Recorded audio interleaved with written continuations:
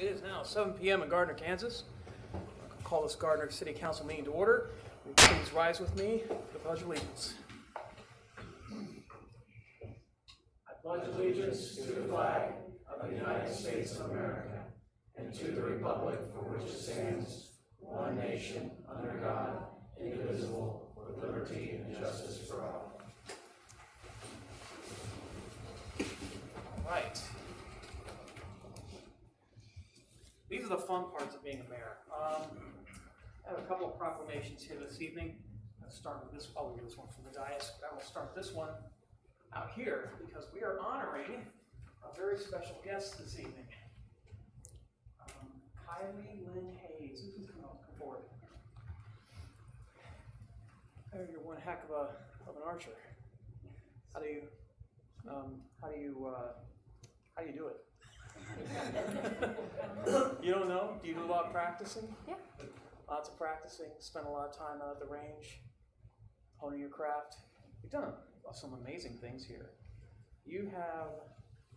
Right now, you have 3 state records in the last 3 years in archery. What are those records? What other records are they? She has so many records she can't remember them all. That's awesome. Well, I wanted to give you our congratulations and thanks. We are proud of you as Gardnerites, and you're representing our city proudly. And I'm going to read this proclamation, and then this is yours to keep. All right? Whereas Kylie Lynn Hayes, a freshman at Gardner Edgerton High School, was recently a freshman, by the way, at Gardner Edgerton High School. You got a lot of years ahead of you. Was recently named the 2019 Core First Bank and Trust Female Athlete of the Year at the 2019 Sunflower State Games. And whereas the 2019 Sunflower State Games were held July 12th to the 28th in Topeka and hosted 6,825 athletes who competed in 44 different sports. And whereas recipients of this award must show outstanding achievement and good sportsmanship both on and off the field of play by embodying what the Sunflower State Games represent, living a healthy lifestyle through participation in sports, and whereas Hayes earned 2 gold medals at this year's games in 3D archery and target archery, and whereas Hayes has been competing in the Sunflower State Games since 2017, and whereas Hayes enjoys the opportunity to compete in the Sunflower State Games as it provides her with new competition and time with family and friends, and whereas Hayes is an avid archery enthusiast, I don't know how that could be, who has placed countless shoots over the past 3 years and holds 3 state records currently. Now, therefore, be a resolved, I, Steve Shue, Mayor of the City of Gardner, Kansas, do hereby recognize Kylie Lynn Hayes as the 2019 Core First Bank and Trust Female Athlete of the Year, and ask our citizens to join in celebrating Kylie for her accomplishments and inspiring example of commitment to excellence. Thank you very much.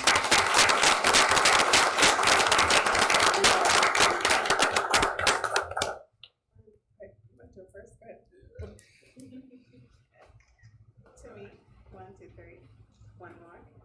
1, 2, 3. Thanks. All right. Congratulations.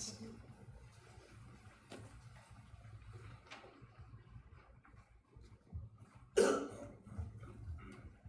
probably should have warned her I was going to interview her.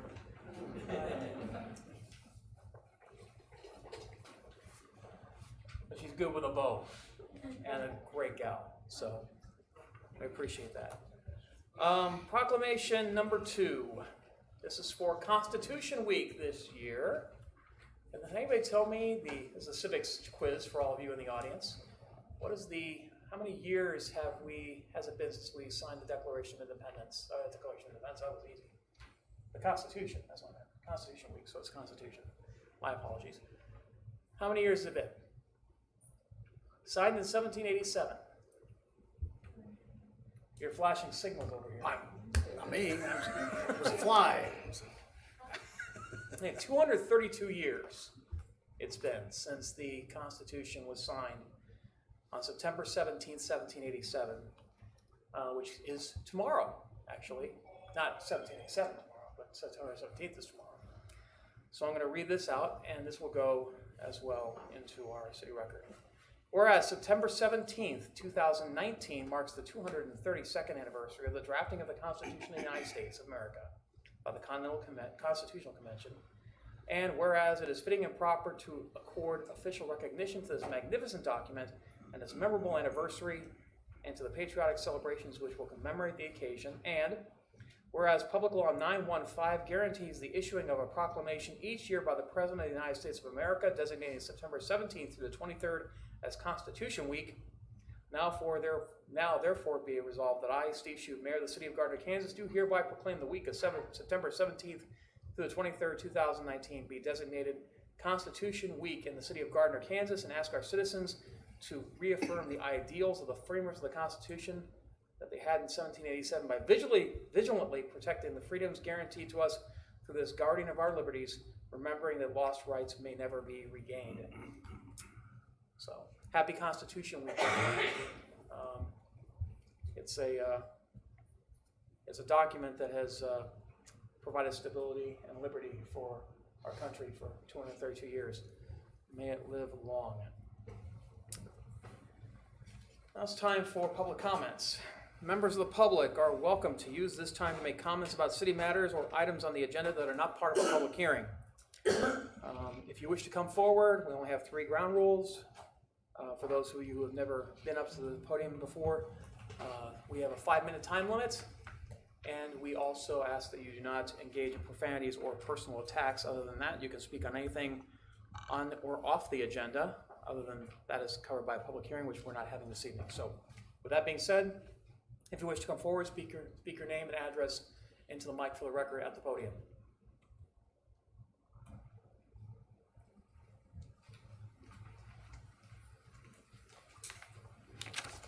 Okay, my name is Connie Duncan. I live at 868 South Juniper Terrace here in Gardner, Kansas. And I was to the utilities meetings in regard to the smart meters that has been proposed for the city of Gardner. And wondering if you all just know exactly what smart meters are, what they can do, what they handle. And that they are wireless radiation to transmit data to a utility. And I understand that we want to go into the technology, the 21st century, and do everything, higher up in levels. But the levels of these smart meters can be as 10 to 100 times that of a cellular phone. So that means there's a lot of radiation going to be traveling back and forth, and they transmit to their signal several times a day. I'm very concerned because I have 4 meters on the back of the building I live in, right outside my door. I have a pacemaker, and these can interfere with medical devices. And not only that, they can be a fire risk, they can be hacked. They can also tell you what say if you're gone for a while during the day, they can track what appliances are running. And if nothing's running in the house, they can tell you that nobody's at home. So needless to say, if they can actually be hacked, then that gives a sign to somebody that's hacking that nobody's there, that they can come in. Will the meters that you talked about, will they be UL certified? I don't know all that. I've not been I just came to that one meeting when I found out they were going to be discussed. I think it was discussed that the electric bills were going to go down, but the water bills were going to go up. Things that I've read on the internet, checked into, saying that since the meters are more accurate, the bills will probably go up, and a lot of people are already complaining about their bills.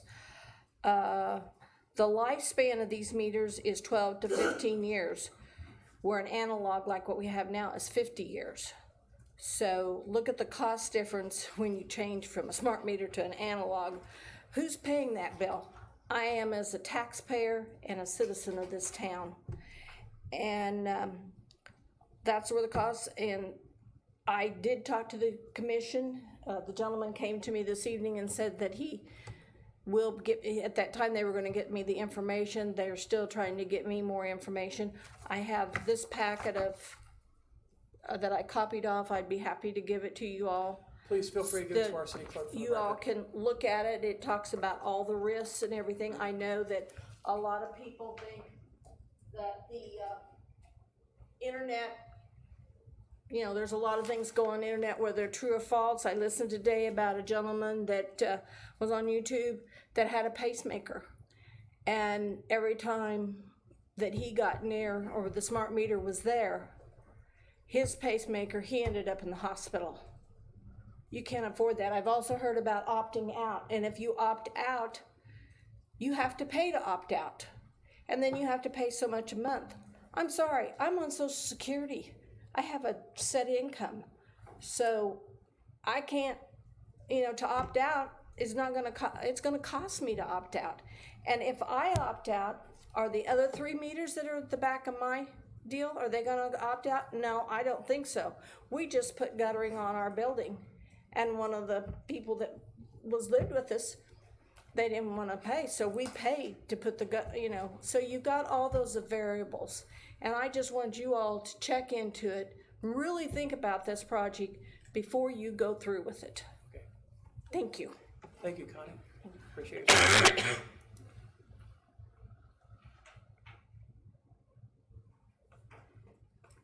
Anyone else? Seeing none others, we'll move on to the consent agenda. Is there any member of the council who wishes to remove an item from the consent agenda? Hearing none, well, I'd like to have a motion on the consent agenda. So moved. Second. Motion, Melton, second Moore, that we approve the consent agenda. All those in favor indicate by saying aye. Aye. Opposed? Any abstentions? Consent agenda passes. There are no planning or zoning consent agenda items tonight. Committee recommendation number 1. Consider authorizing a contract to construct the airport sanitary sewer extension project. Michael Kramer. This is bathrooms. This is cause for celebration. Yep. I say no. Let me listen to you first. Good evening, Mayor and Council. So yeah, this project again was first identified in 2017 and was included in the 2019 budget. And then beyond that, this year we also received the Kansas Airport Improvement Program funding for the project, which for the construction and the construction engineering will take care of up to 90% of that project. And so again, the project bid on Friday, August 9th, we received bids ranging from $154,000 up to $209,000. And the low bidder on the project is Central Plumbing, Heating, and AC. Our engineer on the project reviewed their credentials and believes they're the lowest qualified bidder. And there's a letter in your packet recommending award. The airport board also reviewed the agenda item and recommended approval of the award of the project. And so as far as the budget goes, again, $138,810 of that will come from the Airport Improvement Program from the State of Kansas grant, and then the remainder of the funds will be from the airport fund. And one thing I was going to say too that I was pretty excited about. Probably nobody else, but I'm the nerdy engineer up here. Our estimate back in 2017 for the construction was about $156,000. So that was pretty exciting to me.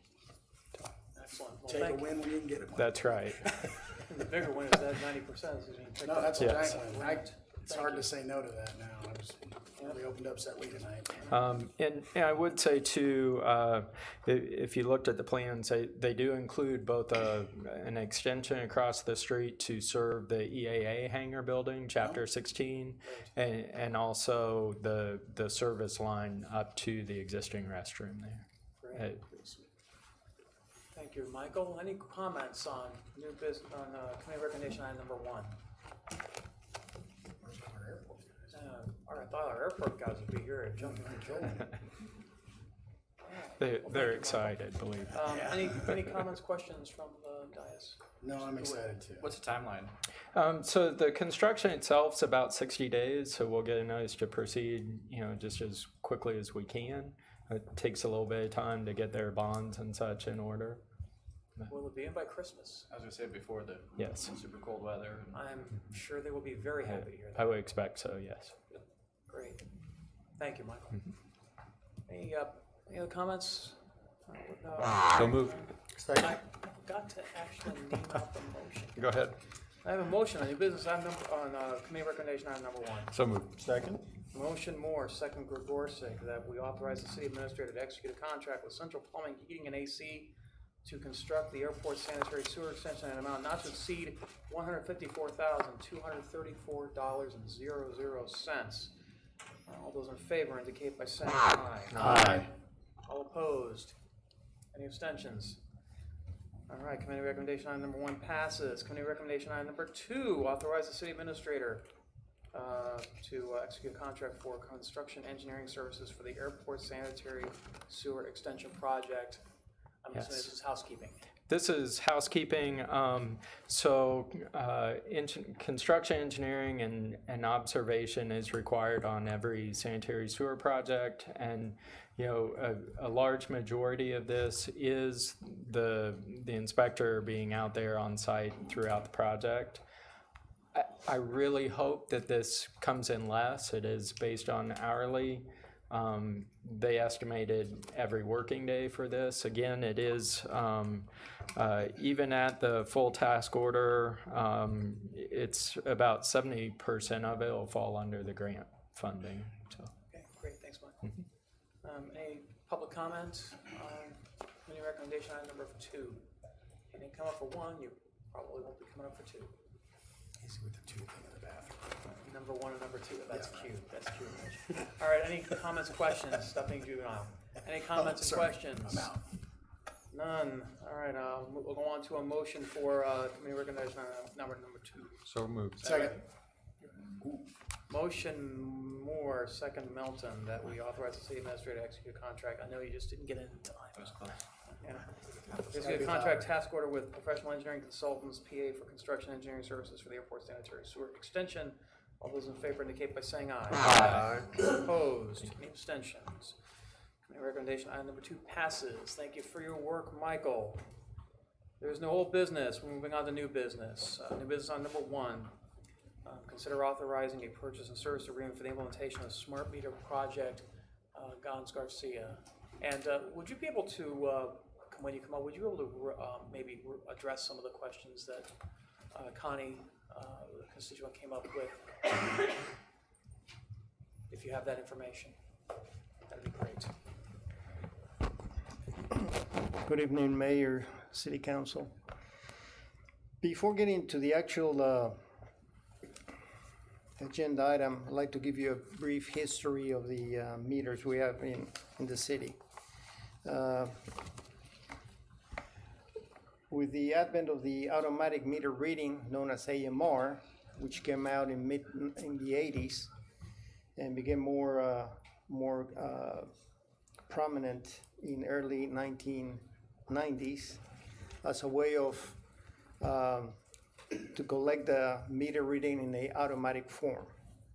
In 2002, the city went ahead and implemented a AMR. The system was completed in 2006 for the water, in 2008 for the electric meters. And there, at that point, we were serving 5,133 electric meters and customers and 5,649 water customers. The term and technology behind advanced metering infrastructure, AMI, began showing up in 2005 and used the foundation of the AMR. So what is a AMI? AMI is not a single technology, but it's a integration of state-of-the-art electronic, digital hardware and software, which combines interval data measurement with continuously available remote communication. In other words, it refers to a full measurement and collection system that includes meters at the customer side, a communication network between the customer and us, the service provider, such as water and electric, and the data reception and management system to make that information available to the service provider. It also allows a two-way communication, so we can request information from the meter as well as the meter will send information to us. So what are the benefits of the AMI? There's quite a few. I'll mention a few. Real-time electric and water usage. Right now it takes about 1 month to collect the data, so we can get it basically within minutes. Reduced cost for metering and billing. The customer, through the customer portal, can have control of their electric and water usage. Lower outage cost, because with the system proposed, we can identify where the outages, electric outages are. So we can respond to crews, we can send our crews in a more timely way to a specific area. Also give us remote service disconnects on the electric. Also on the water, that's also available, but it's not part of the proposal. Tamper and theft detection through the AMI. And then voltage monitoring that alerts staff for the condition of the system. So those are just some of the few benefits of the AMI. The process for getting the where we are today, we requested through the Gardner portal a Drexel technology, which is an E-plan room, and the Gardner News. We requested a proposal for the smart system project, smart meter project. 6 companies responded: Landis & Gear, Honeywell, Core & Main, Nighthawk, Tantalus, and NextGrid. A selection committee was formed that included myself, Amy Foster, Greg Etcherson, Jason Bruce Baldwin, Bill Andrew, which he's the electric meter technician, and Steve Michael, he's the meter reader technician for utility billing. So we requested the 6 companies to come and do a formal presentation. After the selection committee shortlisted 3 companies after we discussed the 3 presentations, we narrowed it down to NextGrid, Core & Main, and Landis & Gear. Then additional questions were sent for further evaluation. And after that information came in, we had 5 votes NextGrid, 2 votes Core & Main, and 0 votes Landis & Gear. After additional research, the 2 members that voted for Core & Main agreed that NextGrid was the system we needed to implement. So the committee all agreed that that NextGrid was well qualified, had a good implementation plan, schedule, scope of service. It met the project needs. Tonight we have Costa Apostolakis. He's the CEO, founder of NextGrid, and also Cheryl Mosley. She's the support account manager. Costa's going to do a brief presentation of the system we're proposing, and he'll also be available for any technical questions you may have. Great. Thank you, Gons.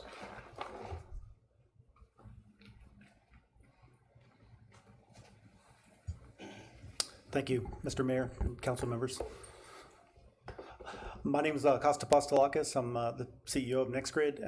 I put together just a quick slides, and I can answer any questions you have. This is more focused on what we're going to do here in Gardner, but as Mr. Garcia said, that our system does a lot.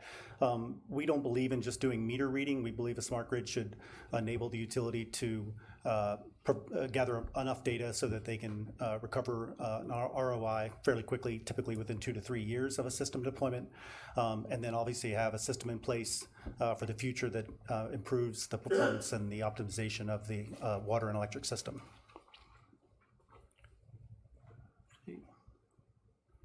So just a little bit about NextGrid.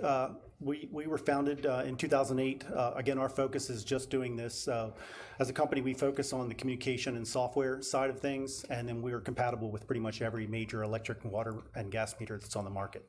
So that gives the utility to choose which actual meter manufacturer that they put in.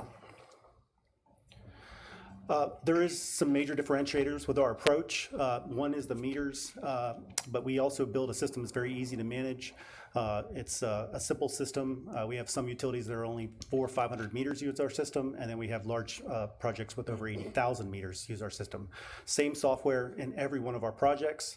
And we are on a standardized broadband network. So this is another big plus when the system gets deployed. There's things that are going to happen over time that the utility may want to deploy, and over a standardized network they can add those. It's not a proprietary network like all of our competitors have. It is standardized. As I mentioned, the meters, we have one piece of software that does everything. So again, once the utility is trained in that piece of software, they can switch to water or electric and so forth. And we're backward compatible with all of our systems. Even our first meters we deployed over a decade ago still have the same software and support. So again, we make the whole system. It's another package that we do in regards to the servers all the way to the end devices and everything in between. So we don't have to necessarily integrate with a bunch of different pieces. So the system gets deployed very fast and easy. This is just a quick video that we put on of our main gateway that collects the data. Again, a differentiator between our system and our competitors. We don't do high power gateways that require a license to go high power like a cellular service. We're low power, we're Part 15 compliant. So our gateways are very small. They just go on a street light. They replace a street light controller.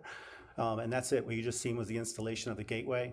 That device will power itself up and mesh with other gateways to bring communication back, and then all the meters can then mesh to those gateways. And then the byproduct is we actually control or allow the utility to control and manage that street light that it's on. So it'll monitor the power consumption, maintenance, if there's a bulb issue or anything on the street light. So on the street light, as I mentioned, it's a byproduct of the system, but it provides the ability, if the utility would want to expand and go into street control or the other type of solutions, they can do that very easily. So the water meters and electric meters that Gardner chose was Comstrip water meters from the manufacturer and Vision for the electric. And our module does a lot of things, obviously, from a security standpoint and upgrades. We do over-the-air firmware upgrades to the modules. We store onboard memory. We detect power outage, tamper, vibration, leak detection, and we're standardized wireless in the 2.4 gigahertz. We're about 60 milliwatts, which is the same exact Wi-Fi. You're in the 2.4 Wi-Fi band. Most Wi-Fi routers in your house are between 60 and 100 milliwatts. So we are in the 60 milliwatt max, and our devices will auto ratchet down if they don't need to be at the 60 milliwatt. We believe that lower power ratings and a larger mesh communication network is more redundant than it is trying to do high power to reach out to a tower. Software-wise, we make our Echo One software is what the utility uses. This is where they'll see all the power outages, reports, transformer monitoring, voltage, a lot of the things that Mr. Garcia was mentioning. They can see all this through our software. They can also use their mobile phones to look in if they're not at the office, and they can see power outages where they are and so forth, and have access into the system even when they're outside of the office. Again, just another screenshot there of software. What we do different as well is we provide software then for the consumers. So in this case, the residents of Gardner, they'll have access via mobile phone or through the web portal to see their particular home's devices, in this case, electric and water meters. They can actually set their own alerts. For example, if there's a power outage, they can set their own alert or a leak alert. If they're concerned about money, paying their bills, stuff like that, they can actually put themselves on a budget, and the system will monitor itself and let them know if your budget's to be under $60 in your electric bill, let you know where you are. They don't have to wait for that surprise bill at the end of the month. They can, if they have like a Nest thermostat or Ecobee thermostat, they can actually control that through our app as well. This is at no cost at all for as many people that have meters. They can sign on and do multiple accounts and get access. One of the other neat things that we do too is it puts the meter in a live consumption. And since we're integrated with billing, it lets the consumer know how much they're spending right now. So they can actually put it into a mode where they can turn on their air conditioner in their house or turn on their heat and see what that impact is in dollars and cents. So if they think maybe their bill's too high and they want to see what's going on, they can actually see right now I'm using 13 cents an hour of energy. Turn on the air conditioner, it goes to 85 cents an hour. So they know what that impact is, not guessing that it's something. So. We also support the Amazon Alexa, so we have a skill for the residents that they can put the skill in, and then they can just ask Alexa, how much is my bill going to be? Anything that they can do with the app, they can actually do through the Alexa. Again, no charge for any of the services. So I went through kind of quick, but I can answer any questions you may have. Thank you, Acosta, appreciate it. Our policy is usually open up the floor for public comments, and we'll have questions for you afterward.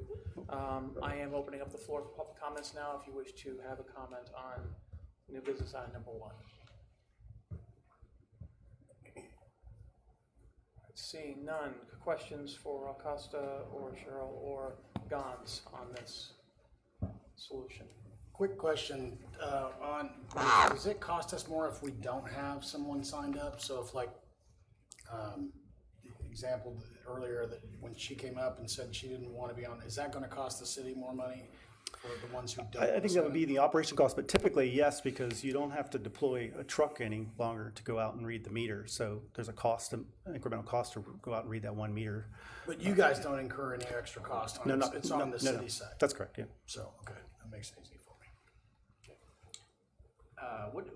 She asked about the lifespan of the products. Yep. Can you comment on that? Yeah, sure. So,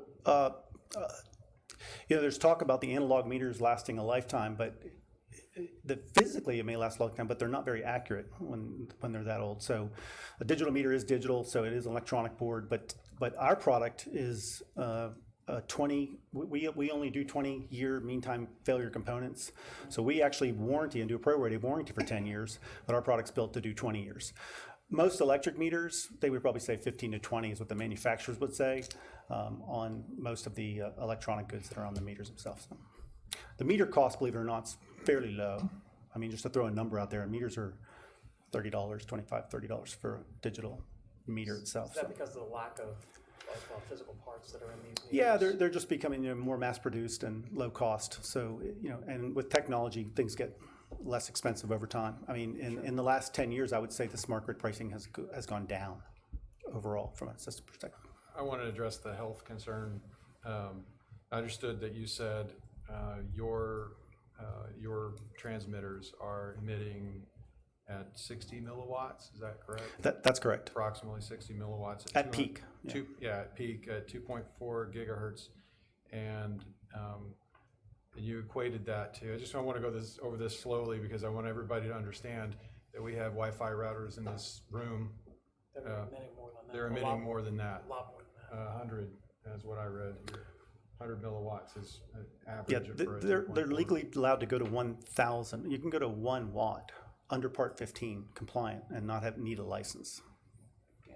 So there's no more exposure with this than there would be with the average household. That's correct. And Wireless technically, your router. Wi-Fi router's in your house. This would be on the outside of the house. I believe she's correct. Her information is correct. There are smart meter technologies that are licensed that are very high power. Yes. So her numbers, she's correct. It's just there's different type of smart meter types. technologies. So what we're talking about specifically the 60 milliwatt and 2.4 gigahertz, basically lower power than a Wi-Fi router that pretty much everybody has in their home, and the one that's in this room right here. So I'm curious about the customer portal and the Alexa support. What kind of cybersecurity do you have on this? Yeah, that's a great question. One of the things that So, was brought up. Again, because we're standardized, one of the great things about it is, so our backbone is on a Wi-Fi backbone gateway at 2.4 gigahertz. So standard security implementation can be put across it. NextGrid implements our own security keys across our technology, but the network engineers can put another layer. They can do their own VPN or security token, whatever it may be, on the IP layer. I don't want to get too technical, but that's, again, it's a nice thing about our system, because it's no different than if you bought a router and said, hey, how do I secure this? You know, if a security guru came in, he could do things differently. You have that option. And then we are also certified FIPS 130-2. It's a NIST certification. It's the highest cryptographic certification that you can receive. All of our gateways have received that. We actually are deployed on U.S. military bases with the Navy. We have to have a NIST FIPS 140-2 certification. And once we got that certification 8 years ago, we actually kept that within our product for all of our utility projects as well. Have you ever had an incident? No, not that I'm aware of. Most vulnerable place of attack typically would be the servers themselves. So if a utility, for example, has a server room, whoever has access to that room, that's where it's most vulnerable. In this case, you're doing cloud hosting, so it's actually going to be in the cloud. So there's another layer of security for the data's hosted in the cloud. So I would say everything that was put into the RFP and the planning of it was done right from a security standpoint. Do you have access to the data that will be collected on these Our meters? customer portal, our customer support agents have access, but the utility gives them access. So if they have a question on, you know, something, they can actually pick up the phone, and our customer support agents can access the system, but you still ultimately control that access, not us. So you won't actually, you'll have to access our system in order to get the data. I guess If you want our support. So if you'd like us to, we don't monitor it or manage or do anything, but if you you're don't store it for anybody. Or No, we anything don't. like that. The data's stored on your servers, stuff like that. We just, for customer support, would access it on your behalf if you selected us to do so. Okay. I think you've got a good audience here, because 3 of us actually work in IT. Okay, good. And That's why I didn't know how technical I should go. no, I don't mind it. I just Bang on keys. Yeah. So when you were talking about the now 211G and all these other types of protocols, you're using WPA, SDK, just like SPK, just Exactly. like anybody else out there WPA2, TKIP. uses. Yep. Exactly. But then you could also put in what is up to 256-bit encryption on Yep, these exactly. devices. You can as well, layer because that's over- the yeah. military standard, Right. and those are virtually uncrackable. I mean, someone say, well, any device can be hacked if you have enough time. It's true. Yeah. That's where we're at, way up there right now. Yeah, I mean, any device can be hacked with enough time, but I 100% think that, correct, yeah. But I think that if you're taking that kind of time to hack into a meter, Yeah. you better have a darn good reason for it. I would think. And even if you can get into it, the data that you're getting then is a serial number and a register and a voltage. There's no customer data over that layer that's being broadcast, the communication that goes over. Not till it gets to the CIS system, and the CIS system is the same billing system you have. Yep. That's where it puts it back together again. Our system says, here's the serial number, here's the registered voltage, and so forth. And the reason why you're able to operate at such a low amount of millimeters, milliwatts, is because of the fact that you're using your streetlights, which are much more compact, much more numerous, and so you don't have to go very far to pick up a signal. Absolutely. So, and the concept is a repeating technology that it can look and find the next best path and go through that device, as opposed to, say, there's one tower that's 7 miles away to broadcast that power. The only usage you're going to be gathering with regard to the online-enabled customer portal is going to be smart devices that are already integrated with the system. In other words, they're not going to be able to turn off your thermostat. They're not going to be able to turn off your refrigerator or monitor how you use your hair dryer. Those are not smart devices, and so you would not have that information. Would not be gathering it. What you're going to do is basically taking electric meter readings, just like you would with a meter reader. The only thing is, it's going to be going directly into an integrated billing system. Am I not mistaken in that? That's correct. And the data that's coming, when we say we, NextGrid doesn't store anything. It's going to Gardner's servers in this case, or data servers. So. So I have some questions on that are individual. I guess they're on the city side of things, not NextGrid Sure, side of things. absolutely. Go on. So. I don't get it. So this is kind of for GONS, and actually it's for the rest of the governing body as well, because this isn't the topic that I remember ever discussing before. Do we have an idea of, this is going to be a lot of data coming our way. We're going to have access to a lot of data here, and it's pretty, I mean, individual data from city, or from individual citizens in their homes. What safeguards are we putting in place on that data, and what are we doing to make sure that, I guess as a body, what are we doing to make sure that this data goes nowhere, that it doesn't get sold, or that it doesn't get, and I'm not talking about this body, I'm talking about future bodies as well. Sure. Because we're gonna be the, keepers of a lot of private information here. So how do we manage that? What have you proposed for that? As of right now, I don't have an answer for that, but based on looking at the overall system, there's enough security sending the information from here to the server. Now, how that information is done internally, actually, we haven't, we don't have any plan to how to handle that at this point. I can probably speak to some of this because of the fact that the billing systems right now in the city are going to be, we already have very sensitive consumer information already in our billing systems. That information is already encrypted and stored in a redundant fashion within our physical plant. Some of it is actually in the cloud, and we're going to be moving more and more of it into the cloud. And those cloud systems, as far as I know, are very redundant and very secure. I believe, where are we going with the, I wish that Greg were here because I'd ask him this question. But Greg has talked to me about this in the past and has said that, security is our number one priority. So, I mean, if this is going along with the rest of our bill, and again, I don't think that they could take a meter reading, and do anything with it that would be individually identifying other than the serial number of the meter, correct? I mean, you'd have to be able to cross-reference If they could that get to all the that and billing then hack information. the encryption and see that, then yes, then they would have a serial. That's what's being transmitted. Yeah. And I can answer, I know that we're not changing anything in regards to the billing system. We're actually, we're gonna be Just integrating. integrating that file, so whatever security and everything's already implemented will remain the same, to my So understanding. my concern about the difference between the data that we have today and the data that we're gonna have as a result of this is real time. Correct. And so it's more sensitive, obviously. The way it's done right now, the information from the water meters is collected in a handheld device. That device connected to a PC and downloaded to the CIS. So that information is basically go through the CIS, and then that goes to utility billing. So instead of having somebody collecting it manually and downloading to a server or to a software, that information will come in through the RF mesh network. So, do we have a plan for how we're going to bill, in terms of, and how we're gonna allow people to either opt in or opt out? Is there gonna be an incentive for opting in, like a small discount, versus everybody's opting in and you have to opt out and we're gonna charge you a fee to opt out, or?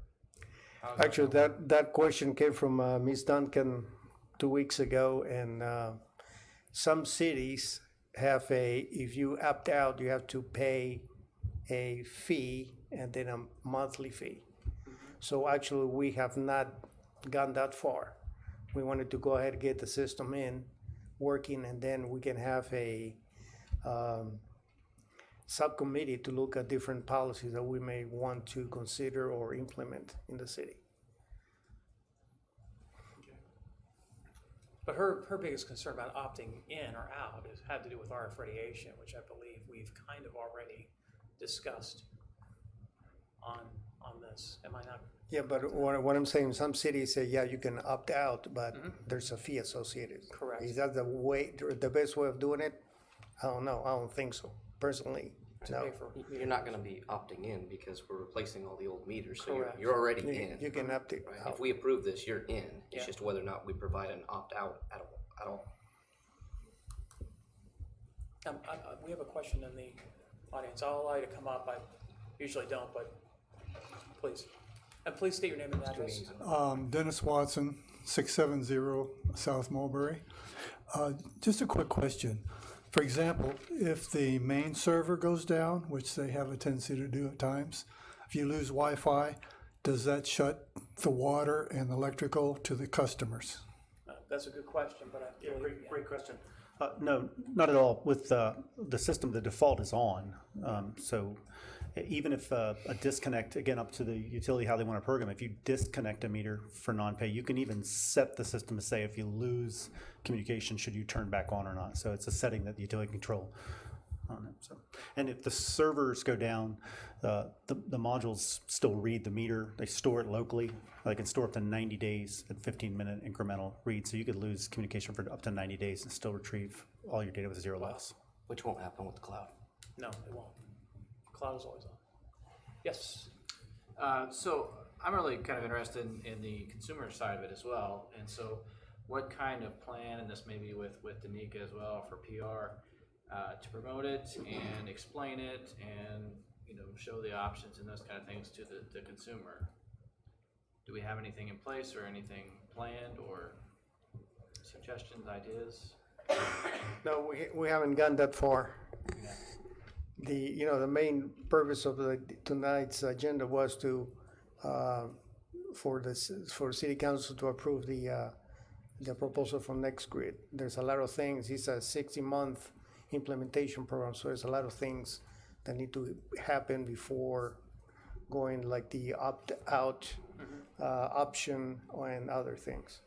These are all good. These are all good to. When I even see like, you know, Earth Week and those kind of things where you could actually promote that and saving energy and saving water and those kind of things. And, you know, I'm sure you could integrate that with all the features on that. Well, even your energy audits, now your energy audits become much more simple, potentially. So. One last thing to mention, since you do have an AMR system right now, I believe you're broadcasting over 60 milliwatts on that AMR system because it has to broadcast to get out to the vehicles when they drive by. What's, oh, go ahead, sorry. No, that's fine. All great questions, so I was more than willing to be patient. I have got two questions. One is for Gons and one is for Jim Pruding. Gons, what is the ROI time frame on a $4 million investment? ROI. Return on investment. On the agenda item, if you look at the water losses, which is 13% in 2018, has gone up to 22 over the past several years. That's about so we're right now 188 million gallons of water, they're not accounted for. So you put a number to that is $798,000 that we lose every year on unaccounted water. So you can use that number times 4, talking about 5 years. Yeah, 5.25. Okay, thank you. That's a good return And on that. that's pretty right. Back of the napkin. Okay. Thank you, Gons. Jim, my question would be, with technology comes displacement of labor. And I understand that's kind of the idea. But are we going to be able to absorb our current staff internally after the smart meters are installed? That's the hope and the plan. I met with the 4 meter readers this week, and we will probably be able to absorb, we'll probably have 2 positions that we can move because we'll still need people for shutoffs.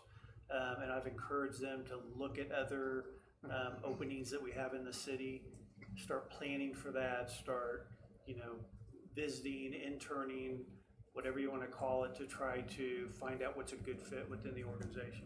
Yeah, we have a policy within the city that we've instituted over the last 18 months to allow folks to float into other departments, divisions, areas of need, and give them opportunity to try out that particular task and job role. So I'm assuming that we're going to use that to get people to look at other opportunities.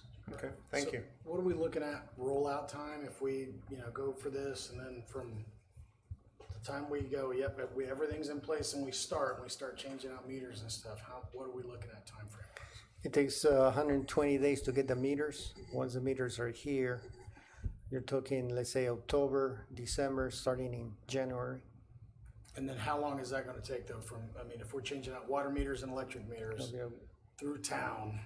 Yeah, There's an installation company, Next Gen, that we bid that's gonna be coming in. Actually, we're putting those details together, but based on about 8,000 electric meters roughly, they probably could do it in a month to 3 months, swap out all the electric meters. Water takes a little bit longer because they gotta, You gotta but we normally do electric Especially if it's first and then water, yeah. flow, yeah. That's pretty impressive. Yeah. All right, well, One thing, yes, anything? one thing I'm concerned about is, like I mentioned before, we haven't really spoken much about this. If we were a private electric company, they basically just roll this out and nobody gets a say in it. But unfortunately, fortunately, that's not the case for us. We're public, and one of the concerns I have is this is kind of controversial. I know we only have one or two citizens here tonight that are talking about it, but worry that other citizens just aren't aware of it. And to the point made by Councilman over here, we probably ought to get the word out. And I'm concerned that we've got here an agenda item to essentially buy this thing for $4 million, and we've had two citizens talk about it to us. I haven't heard anything. I haven't gotten any emails from anybody. It's just a concern that I have. Would you suggest that we table it, get a PR campaign, and then come back to it, or what are you alluding to? It might be worth a public hearing or something to get more people in here, get them involved, get them to understand this is about to happen. Because what I worry about is we pass this tonight, and people find out about it, and then there's an uproar afterwards, and that's the wrong time to have the uproar after we've made the commitment to NextGrid. I tend to think that you're correct on that. I mean, we don't want to do paralysis here, but I think an information session / town hall on the smart meters, so that people, because there's a lot of information, a lot of rumors, a lot of misconceptions, I think, on the smart meter technology, period. That, and you know, there are meters, as Connie said, you know, that do what she says they do. These aren't those meters. We're basically taking usage statistics and sending them to our billing system through an integrated portal. But most people don't understand that. And so, yes, Mark. How's this any different than any other decision we make? Right, there's always gonna be somebody upset with something after the fact. Well, I think the biggest one is the skepticism of the system itself. And I mean, honestly, I almost wore my tinfoil hat just to make sure that. How many people showed up to the UAC meeting? Ms. Duncan. Okay. How many people normally show up to a UAC meeting? Well, I know. Same number that show up to a council meeting. Right. Yeah. Right? No, you're right. I mean, this isn't the first time we've talked about it. Not this body it is, yes. But, I mean, I talked about it on the UB 5 years ago. I would, maybe just putting out an FAQ. I mean, I think that'd be a very good you idea. know, with some of these questions and answers. I mean, I feel like Regardless. we've answered a lot of the questions or a lot of concerns that have been brought up. But very few people will hear it. Right. And so they'll hear that smart meters were passed. They'll read it in the Gardner News, and you know they'll. And then hear there'll be what really happened. No, sorry. stop, Rich. There's nothing wrong with putting Got out a me for bunch that of the one. information, right? The public campaign you're talking about, right? That's great. Yeah. But I guess I'm not following what it is we're looking for from the public that we're not getting already. From the reason that I feel like there's a little bit of a difference here, and I agree with you on most things that we do here, they're of little controversial consequence. In this case, if you just Google smart meters, you just come up with all kinds of conspiracy and Agenda 21 stuff, and I mean, it's different. So we say we pass smart meters tonight. The first thing people will do is Google smart Tuesday. Yeah, Tuesday morning is Google smart meters, and then next thing we know, we got a big controversy, big brouhaha over us doing something that everybody's not. To me, it doesn't hurt anything to wait and let the public have a little bit of say in what's going on. I mean, we've been without smart meters this long. If we were to delay this by month, the purchase of these meters by a month, to give the public a chance to weigh in and have some FAQ sent out. Maybe even in the utility bills. I don't know if that's possible or not, but, you know, to let them know the smart meters are coming and this is what they're gonna be, and you know, we're gonna have an information session over at Justice Center, you know, on this date, just to discuss this. What would that do to the project itself? It'll be delayed, but a month or whatever you wanna delay it All for. right. Is from a timeline from NextGrid, would that change things? It would be a month, yeah, either way. Okay, You can work within our, There's no consequence really. It's not gonna jeopardize the. it's not gonna, yeah, it's not gonna. Contract's the same otherwise. So I think it might behoove us to do that, just so that the public gets some education and understands what this system is and what it's definitely not. Because, yeah, if in the absence of any, you know, people viewing on, you know, the YouTube tonight, they're not gonna hear any of this, and they're just going to go on wild speculation. So, So then motion to table then? well, we can't We table. can't table. It comes up the next meeting, so. correct. So, I would what would your recommendation be, Lee? Because we can't table it, it'd come out the next meeting as old business. So we would just have to, Ryan, do we have a recommendation as to how to proceed?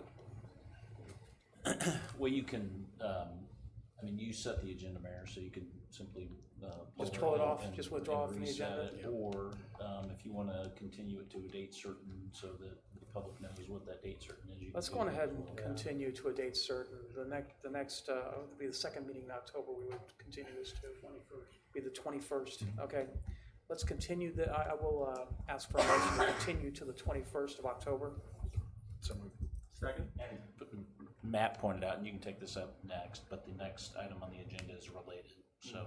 Correct, we would also continue that particular item as well. Okay, so a motion to continue is on the floor with a second. So Rich Melton, Randy Gregorczyk, motion second to continue new business on number 1 to the October 21st council meeting. All those in favor indicate by saying aye. Aye. All opposed? Aye. Well, it's nay, no. That's all right. It's okay. All right, that's all right. You lost You asked for the anyway. opposed, not You lost for anyway. the nay. Yeah. Yes, I oppose. Okay, then we will continue that to the 21st. New business item number 2, I'm going ahead and I did want to ask, Matt, is this going to affect our general obligation bonds? No, we were only planning to get authorization this year. We were actually going to issue bonds for this project next year. So the first issue is in 2020?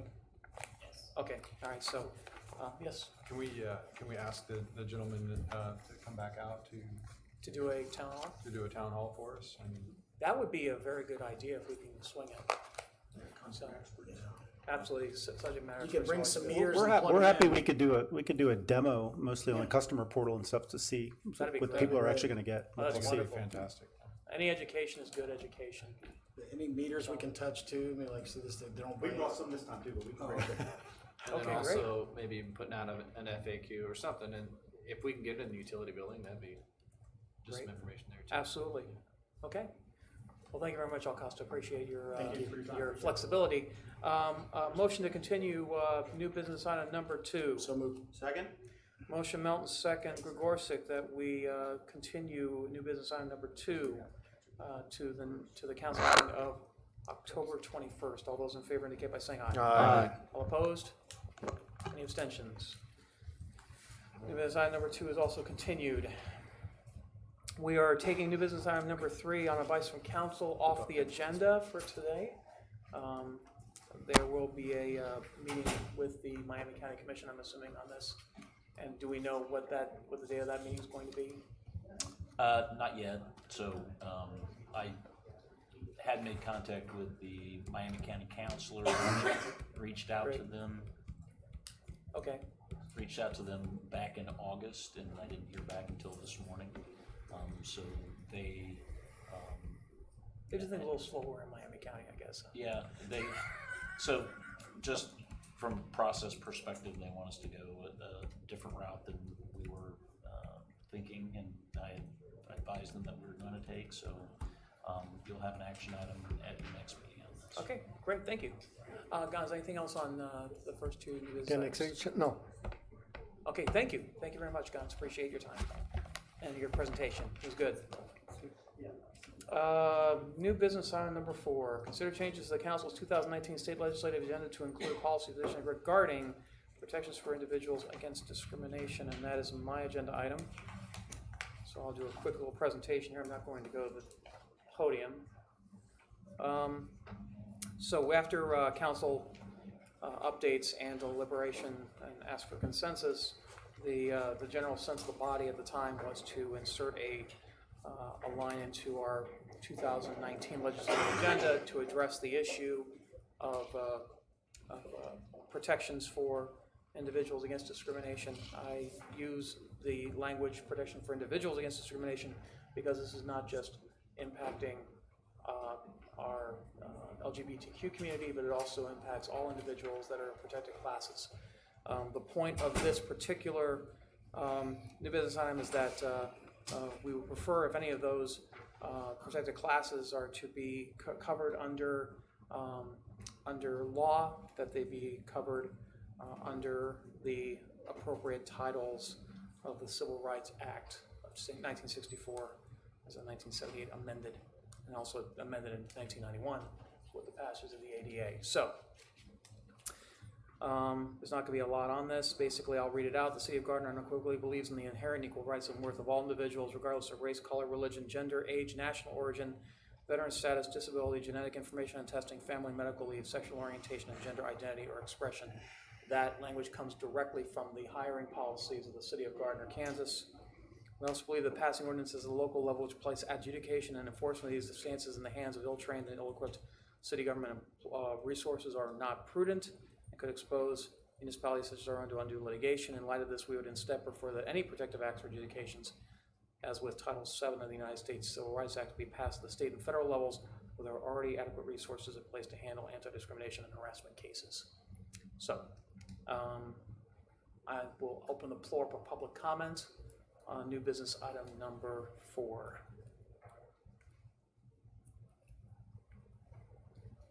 Okay. Questions from the dais? I know there were a couple that had some issues with the wording of some particular items, so. One question. Yes, I'm sorry. Come forward, please. State your name and address. Dennis Watson, 670 South Mulberry. Do I understand that what you're saying is that the current Civil Rights Act covers whatever situation might currently arise, and there's no need for further legislation on this matter locally? Is that what you're saying? The point of this particular wording is that we will not be pursuing any ordinances that are in the local level and devoting city resources to manage this. We are asking that any protections such as this be clarified at the federal and state levels because they have the resources and the policies and practices in place already under Title VII to be able to handle these claims. Thank you. Mm-hmm. Yes, Mr. Baldwin, I know you're going to. I know what you're going to ask, but please. It's not really an ask, it's more of a see what the governing body wants to do here. Yeah. I've been thinking about this for a while, not this particular item, but the legislative agenda, and I don't feel like Gardner should have a legislative agenda because we're essentially saying this body representing the entire city going to a third-party group, go lobby your state representatives and state senators on our behalf. I believe the citizens should be going straight to their state representatives and state senators and not through a lobbyist that we are telling them what we would like to see. Furthermore, looking at what was already on here in our past legislative agendas and how we removed the Medicare, it still got passed because it's a statewide agenda. So I would like to see Gardner not have a legislative agenda this year or any further year. Well, this year it's already there. Doesn't have to be. So I'm talking about for 2020, the one that we vote on. Yeah, that'd be next year. Usually we Food for pass thought those the there. first meeting in January, but, Ryan Dank, could you speak on the legislative agenda and what the purpose is?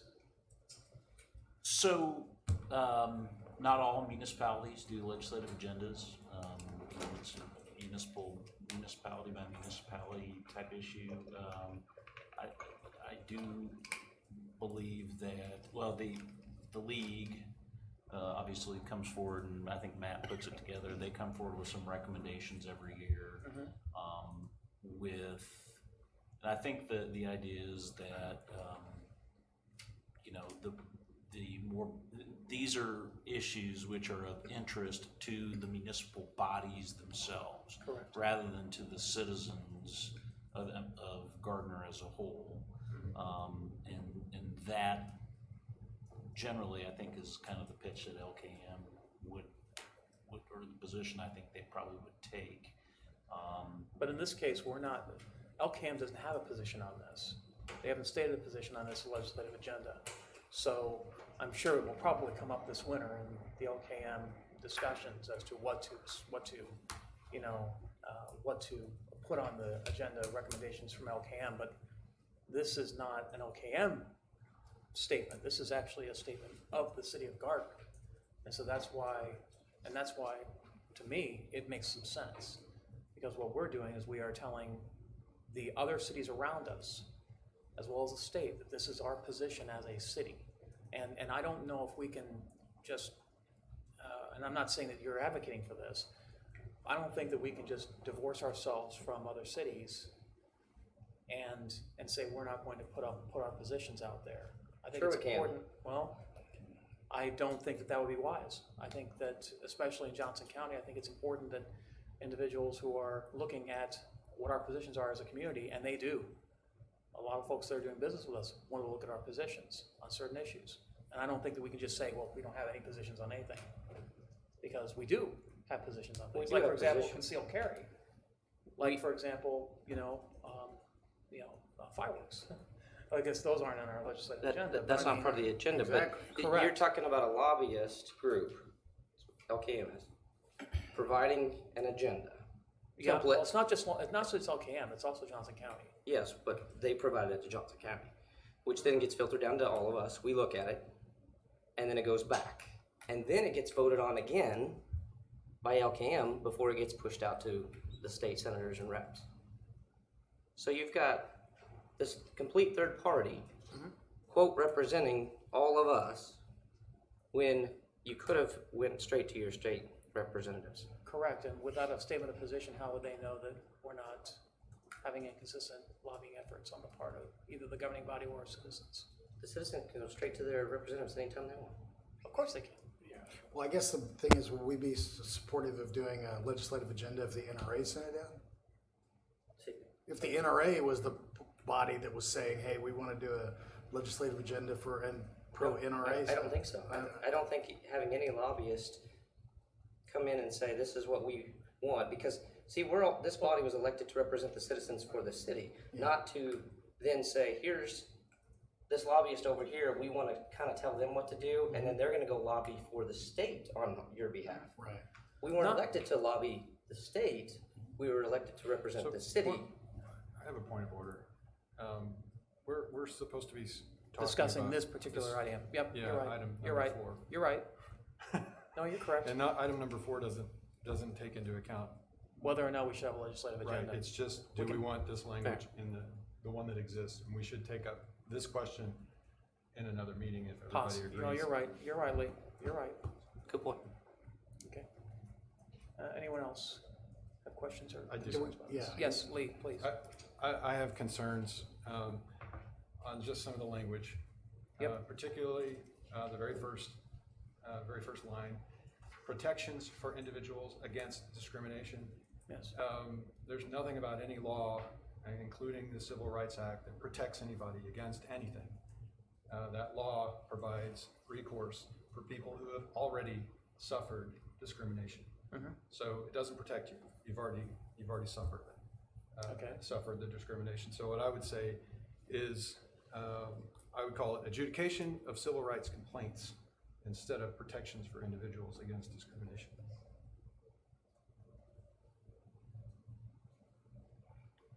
You good with that over there, Ryan? Ryan?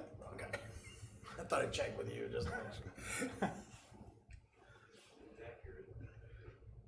So the other thing is, I didn't like, when I read through here, ill-trained and ill-equipped. If we were to pass an ordinance, it would be our responsibility to ensure that our folks are well-trained and well-equipped. That is correct. So what I would say is that we do not want or do not accept the responsibility for providing this training and this equipment to our city. All right, so let's just remove ill-trained and ill-equipped, just say that. Yeah, All right, so we strike the phrase ill-trained and ill-equipped, yeah.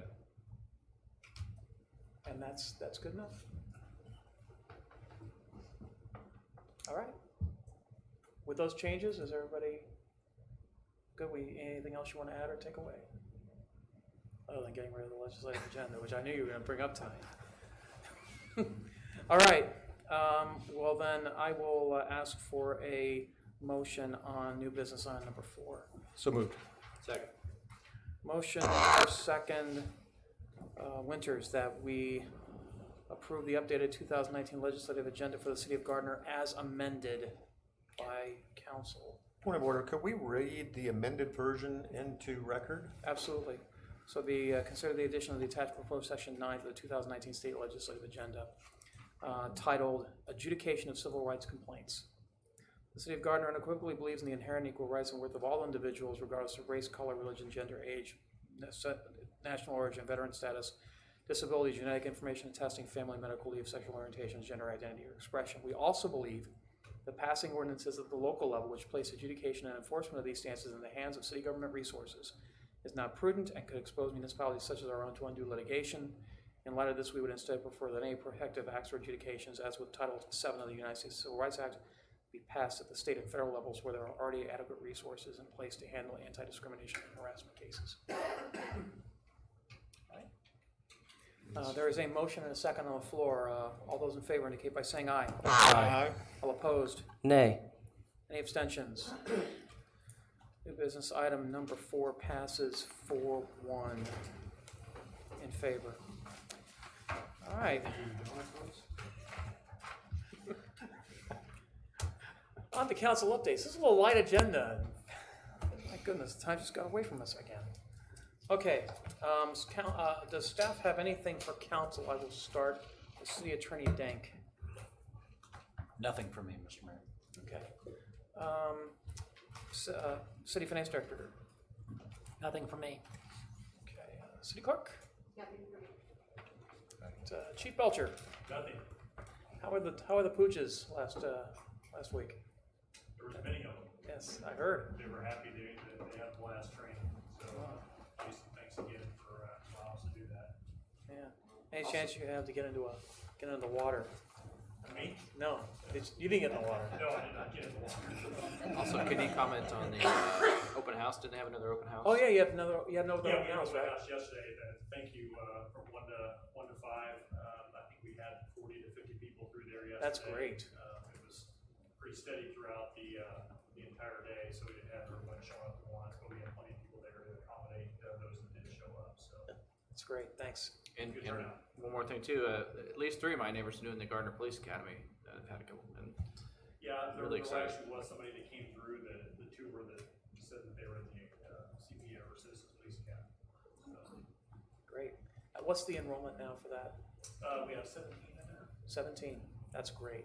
Good. Boy, it looks like a nice facility to have some kind of training in. I would not know about that for that kind of. We gave them the speech that, they were the first class to go through the Citizens Police Academy at our new building, so. You should have them go to the old building just for fun. Take a flashlight. Like, here's a That mask. place is haunted. Okay. Michael Kramer, Public Works. Larry Powell. Just a continuation of last week, some people, I mentioned that the fence would be, the property at Price Chopper would be fenced. That has not occurred yet for some reason. I'm checking on that to see why, because it is. Oh, it is today, okay. When I went by this morning, it wasn't, so, okay, that's good to see.